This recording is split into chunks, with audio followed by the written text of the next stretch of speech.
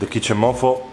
Torniamo con i vlog. Oggi mi mangio i chicken popcorn. Buono il popcorn di pollo. Vi ricordo che potete iscrivervi al canale qui sotto. Schiacciate anche il tastino con la campanella, così vi arriverà una bella notifica quando posterò un nuovo video. Non so quanto siate fortunati però. A me il pollo fritto piace tantissimo. Quando vivevo in Irlanda del Nord il pollo fritto sicuramente era una delle cose che mangiavo più spesso. Di solito lì compravo quelli che loro chiamano i chicken goujons, che sono nient'altro che questa roba qua, ma potevi scegliere tra battered o breaded, pastellato o impanato. Io preferisco il pastellato, se non altro perché è più zozzo. Qual è la salsa perfetta per il pollo fritto? Secondo me, soprattutto su questi piccoli popcorn, a me piace un sacco questa qui dell'Heinz, dolce. La faccio cascare diretta, me lo mangio e mi lecco anche le dita. Parlando di leccarsi le dita, educato a leccarsi le dita a tavola, mangiare con le mani riporta un po' alle origini dell'uomo. Non deve essere visto come una maleducazione. Anzi, se non sbaglio, qualcuno potrebbe smentirmi, il pollo si mangia con le mani, anche secondo il Galateo. Se avete un ristorante, il cliente vi dice no, non mi servono le posate, io voglio mangiare con le mani, secondo me dovreste accontentare il cliente. C'è da dire una cosa importante, vi ricordate il buon vecchio detto il cliente ha sempre ragione?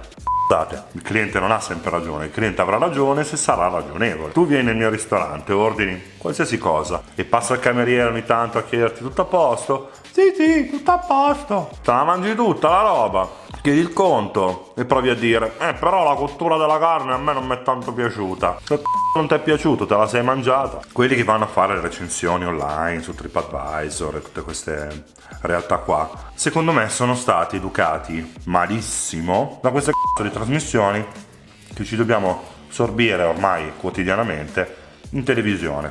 Io sono di un'opinione: intanto la cucina non è una competizione, non deve essere un contest per chi fa meglio quella roba, chi la fa peggio, chi la fa più al gusto del di chef di Masterchef. Quando c'hai i 3 giudici, non so neanche a menzionarli perché ogni anno cambiano, che vengono là, assaggiano, buttano la roba e ti dicono cose. È chiaro che molto è fatto per lo spettacolo, cioè ci sono quelli che devono cucinare meglio degli altri, ognuno cucina il suo, ognuno ha i suoi gusti nel cucinare, ognuno ha i suoi gusti nell'assaggiare. Mi piace un po' di più una trasmissione televisiva dove magari si vanno a vedere posti diversi, si dà una valutazione ad ogni posto, ma non è una vera e propria gara a chi fa meglio una cosa. Qual è poi il problema dell'avere questo movimento, soprattutto televisivo, con chef che valutano, che poi non sono sempre chef, ogni tanto ci sono i blogger, poi magari i personaggi dello spettacolo che di cibo ne capiscono quanto tutti gli altri, nel senso che mangiano al ristorante, magari ci mangiano più spesso per motivi lavorativi o perché hanno più soldi da spendere, vabbè, valutano. Ok, tanto fa spettacolo. Ma poi la gente comune che si trova a vedere queste trasmissioni inizia a pensare però quello ha detto questo, quello ha detto quell'altro, allora sì, effettivamente il cibo va valutato in questo modo, pensano di capirne un po' di più, poi vanno dentro al ristorante e iniziano a rompere i se non rompono il dentro al ristorante, mangiano con la faccia tutta vabbè, questa roba qua, ma che schifo, ma non lo so, cioè la facevo meglio io a casa. Se la facevi meglio tu a casa, potevi stare a casa, poi tornano nelle suddette case, se hanno tempo, se hanno voglia, di solito il tempo e la voglia per fare queste cose ce li hanno sempre, vanno sul sito e pipipì. Allora, la musica di sottofondo non era adatta ai piatti serviti. La decorazione del muro l'ho trovata un po' antica. L'atmosfera, non lo so, era più bella la taverna di nonna. Il cibo, sì, vabbè, lo faccio meglio io, che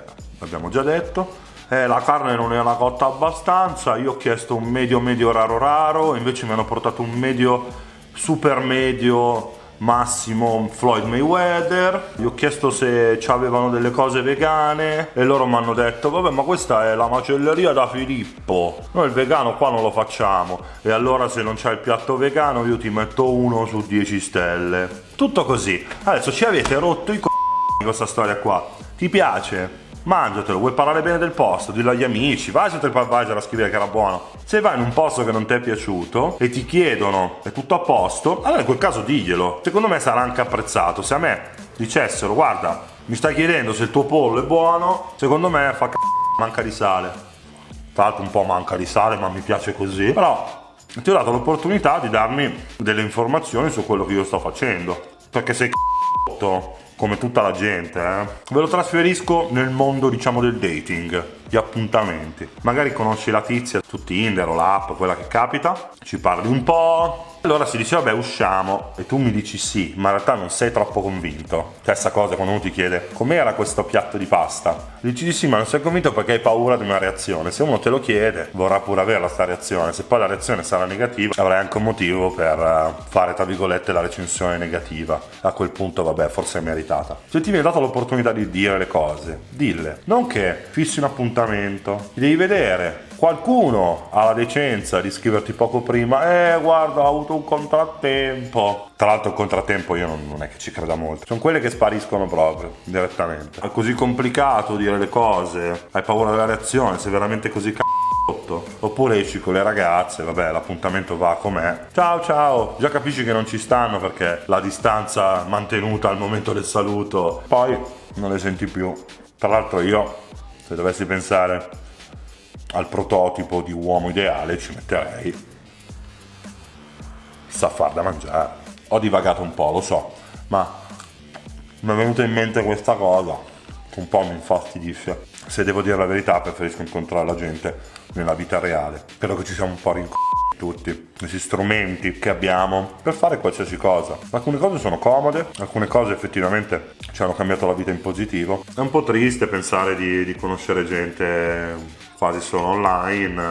Tra l'altro io non sono molto bravo ad approcciare una donna in un locale o quello che è, c'è sempre quella sorta di paura del rifiuto, che poi è una forma di sottismo, ma forse più accettabile, insomma. Vorrei avere la fiducia in me stesso che ho quando mi metto a fare da mangiare, anche nei rapporti interpersonali, potrebbe aiutarmi nella vita, quindi consiglio di vita.